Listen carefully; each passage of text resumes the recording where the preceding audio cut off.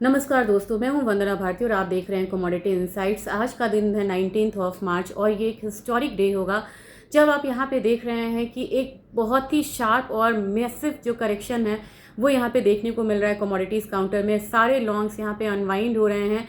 अब रीजंस और लेवल्स यहाँ पे दोनों यहाँ पे बात करेंगे और नेक्स्ट यहाँ पे किस तरीके की मूव होनी चाहिए ये हम इस वीडियो में डिस्कस करेंगे। ये जो वेस्ट एशिया की जो ये एनर्जी क्राइसिस है, ये इतिहास की सबसे बड़ी एनर्जी क्राइसिस होने जा रही है और इसका जो इम्पैक्ट है वो हम यहाँ पे फाइनेंशियल मार्केट पे आता हुआ देखेंगे। और फाइनेंशियल मार्केट में भी अब जो क्राइसिस है वो क्लियरली यहाँ पे विजिबल है।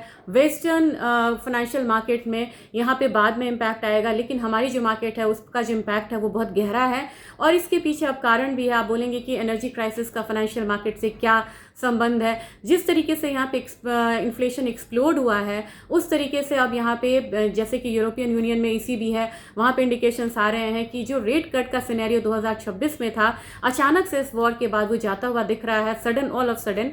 अब यहाँ पे एक रेट कट की बात हो रही थी फेड की, अब यहाँ पे ये भी हो सकता है कि फेड जो है वो रेट कट ना करे इन्फ्लेशन को देखते हुए। ईयू यहाँ पे दो टाइम जो है वो इंटरेस्ट रेट बढ़ा सकता है, क्योंकि ये जो एनर्जी रिलेटेड इन्फ्लेशन आया है और वॉर जितना स्टे करेगा ये इकोनॉमी को इतना ज़्यादा कमज़ोर करता हुआ चला जा रहा है। तो 19-20 दिन का जो वॉर है इसने सारे समीकरण को यहाँ पे बदल दिया है। अगर देखा जाए तो यूरोप में 30% का जो राइज है एक दिन में हम लोगों ने आता हुआ देखा है वहाँ के नेचुरल गैस प्राइसेस में। और यहाँ पे 2026 में अब यहाँ पे 2 हाइक यहाँ पे उम्मीद की जा रही है मार्केट में। तो जो डायनामिक्स है वो बहुत जल्दी यहाँ पे चेंज हो रहा है। वीकर इंडस्ट्रियल डिमांड जो है उसकी तरफ हम बढ़ रहे हैं, क्योंकि यहाँ पे डिमांड है भी तो यहाँ पे आपके क्रूड नहीं अवेलेबल है जो कि आपको सेटिस्फाई करे मैन्युफैक्चरिंग नीड के लिए। दूसरी बात यह है कि अब यूएस किसी भी तरीके से क्रूड ऑयल प्राइसेस को नीचे रखने की कोशिश कर रहा है और इसकी वजह से वहाँ पे बेसेंट का एक स्टेटमेंट आया। उन्होंने कहा कि यूएस में भी यहाँ पे कंसिडर करे कि ईरान पे जो भी फ्लोटिंग क्रूड ऑयल है उसका वो जो बैन है उस पर से सैंक्शन यहाँ पे हटाने की बात करे। इसके बावजूद यहाँ पे बहुत ज़्यादा जो इम्पैक्ट है वो देखने को नहीं मिल रहा है और सबसे ज़्यादा फर्क इस बात पे पड़ रहा है कि जो WTI है और Dubai Oman crude India use करता है, वहाँ का जो गैप है ये $40-45 के करीब यहाँ पे बढ़ता हुआ आ रहा है। यानी कि WTI क्रूड आपके मार्केट को, आपके असली जो यहाँ पे स्पॉट में जो मतलब प्राइसेस आ रही है उसको यहाँ पे डिपिक्ट नहीं कर रहा है। अब प्राइसेस की हम बात कर लेते हैं। 4550 का लेवल यहाँ पे गोल्ड में February 2 के बाद आया है और काफ़ी दिनों बाद हम लोगों ने काफ़ी ज़्यादा यहाँ पे लेवल्स को टूटता हुआ देखा है। अब जब मैं कल कंपैरिजन करूँगी 200 डेज़ के मूविंग एवरेज से, क्योंकि अगर वो ब्रीच होता है तो वो काफ़ी बड़ा एक इंडिकेशंस यहाँ पे लाता है। विक्स बढ़ा हुआ है, यूएस की मार्केट में यहाँ पे गिरावट है। तो क्या हो सकता है अब अगला पड़ाव जो है वो क्या हो सकता है गोल्ड सिल्वर का? सबसे ज़्यादा जो क्वेश्चन आया वो यहाँ पे आया कि ब्रेंट में और WTI में क्यों फ़र्क है, ये मैं कल एक स्पेशल वीडियो से बताती हूँ। और इसके बाद जो सबसे ज़्यादा एक क्वेरी आई कि क्या हमें ETF में भी पैसा बनाना, मतलब पोजीशंस बनानी चाहिए। इतने फॉल के बाद थोड़ा सा फॉल आने की और उम्मीद है, वहाँ पे आपको एक बढ़िया लेवल मिलेगा पोजीशंस को बनाने का। और जब यहाँ पे पैनिक सिचुएशंस हैं, जब यहाँ पे मार्केट जो है बढ़ने लगेगा तो वहाँ पे मार्केट स्ट्रांगली यहाँ पे बढ़ेगा भी। लेकिन अभी यहाँ पे कहना जल्दबाजी होगी कि गोल्ड सिल्वर में प्राइसेस एकदम से बढ़ेंगे। अभी ब्लीडिंग रेड है, चाहे वो बेस मेटल हो चाहे वो यहाँ पे प्रेशियस मेटल हो। अब यहाँ पे हम सिर्फ लेवल्स की बात करेंगे। गोल्ड में 7% का फॉल आ चुका है। एक दिन में हम लोगों ने $400 टूटता हुआ देखा। हमारे M6 में 1,43,400 के करीब लेवल्स है। सिर्फ लेवल्स की यहाँ पे बात होगी। रिवर्सल होता है 1,48,000, डाउन साइड यहाँ पे कंटिन्यू रहेगा। पहला होना चाहिए 1,40,000, दूसरा होना चाहिए 1,37,000। क्लैरिटी यहाँ पे आपको होनी चाहिए।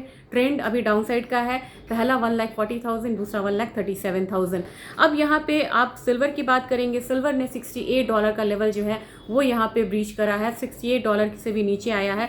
एक दिन में हम लोगों ने 27,000 का फॉल आता हुआ देखा था। जो सिल्वर 4,20,000 थी, अब वो सिल्वर आपको यहाँ पे 2,20,000 है, यानी कि अपने हायर साइड से 2 लाख नीचे की तरफ सिल्वर ट्रेड हो रही है।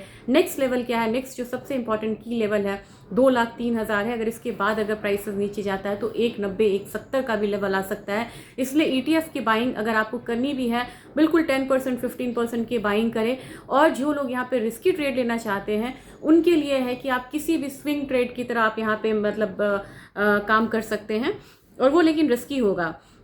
अब यहाँ पे एक आपको पेश है जो कि आपको ध्यान में रखना होगा, मैं हमेशा बताती हूँ, पूरे हफ्ते मार्केट यहाँ पे गिरी है और ज़बरदस्त गिरी है, 50,000 60,000 तक का एक फॉल आया हम लोग सिल्वर प्राइसेस में।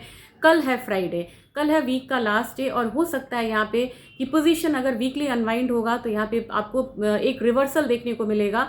डिस्पाइट की टेक्निकल क्या कह रहा है, फंडामेंटल क्या कर रहा है, पोजीशन अनवाइंड होंगे तो वहाँ पे आपको एक हल्का रिवर्सल जो है देखने को मिलेगा।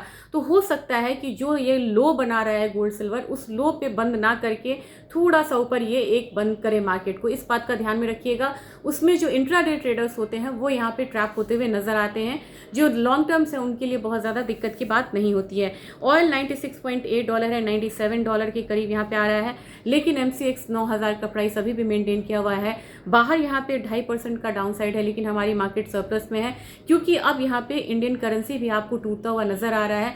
जितना ज़्यादा हमारा इंडियन क्रूड बास्केट महंगा होता जाएगा, हमारा रुपया उतना ज़्यादा यहाँ पे फंसेगा। एक चीज़ है जो कि मैं यहाँ से आपको बाइंग के लिए बोल रही थी, वो चीज़ है नेचुरल गैस। नेचुरल गैस ने इतने वोलाटाइल सिचुएशंस में भी आपको पॉजिटिव रिटर्न दिया है। 310 पे काफ़ी लोगों की पोजीशन थी, 304 के करीब यहाँ पे नेचुरल गैस है और मुझे लग रहा है 3.2 के बाद $3.4 का एक लेवल जो है वो रहेगा। तो ये एक कमोडिटी है जो तमाम मार्केट में स्टेबिलिटी के साथ यहाँ पे ट्रेड कर रही है, जिसने बहुत ज़्यादा स्पेकुलेटिव मूव नहीं दिया। एल्यूमिनियम में 8% की जो गिरावट है एलएमई में 2018 के बाद हम लोगों ने आता हुआ देखा। हमारा मार्केट जो है 4.66% डाउन साइड है। इसने 330 का लेवल तोड़ा है, जो कि मैंने बोला था कि 330 से सपोर्ट लेना चाहिए। अब ये 320 318 के करीब आता हुआ भी यहाँ पे दिखाई दे सकता है। जिंक में मान के चले 300 का लेवल आएगा। कॉपर की बात करें, कॉपर में आज 70 रुपये की गिरावट एक दिन में आई है, 1080 के करीब है। नेक्स्ट यहाँ पे आपको बनेगा 1030 से 1070, 1030 से लेके 1010 का लेवल, और कोई भी रिवर्सल आपको 1120 1130 पे रुक सकता है। तो मैं लेवल्स यहाँ पे क्लियर बोल रही हूँ ताकि आपको कंफ्यूजन ना हो। और यहाँ पे निकल की बात करें, 1539 का लेवल है। 1539 के लेवल के बाद मुझे 1480 अब लग रहा है कि निकल में आ सकता है।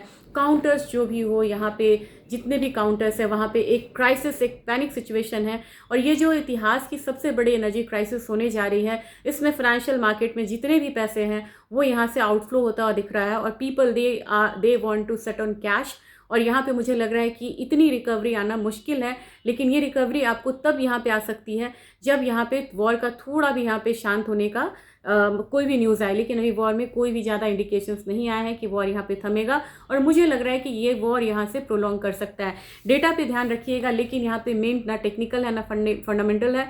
यहाँ पे पोजीशंस आपको अनवाइंड हो रही है, और लोग जो हायर साइड पे जो भी बैठे थे प्रॉफिट में, वो प्रॉफिट बुक करके निकल रहे हैं, और रिटेलर्स को यहाँ पे लॉस हो रहा है इसकी वजह से। लेकिन एक समय आएगा जब आपको $60 $65 सिल्वर में, गोल्ड में आपको एक बारी $45-4400 के करीब आपको एक जो मतलब बाइंग है वो बनती हुई दिखेगी, और सबसे पहले यहाँ पे इंस्टीट्यूशनल इन्वेस्टर्स जो हैं वो यहाँ पे एंटर करेंगे। अभी टाइम अनवाइंड का है, वेट करिए करेक्शन का। करेक्शन थोड़ा और आता है तब यहाँ पे निवेश करिएगा, चाहे ETF में है, चाहे आपको फिजिकल मार्केट है। और एक चीज़ मैं ये कह रही हूँ, इंट्राडे ट्रेडर्स फंस सकते हैं कल की मार्केट में, क्योंकि इतने गिरावट के बाद हो सकता है कि थोड़ा सा रिकवरी बाउंस जो है वो मार्केट दिखाने की कोशिश करें। Thank you.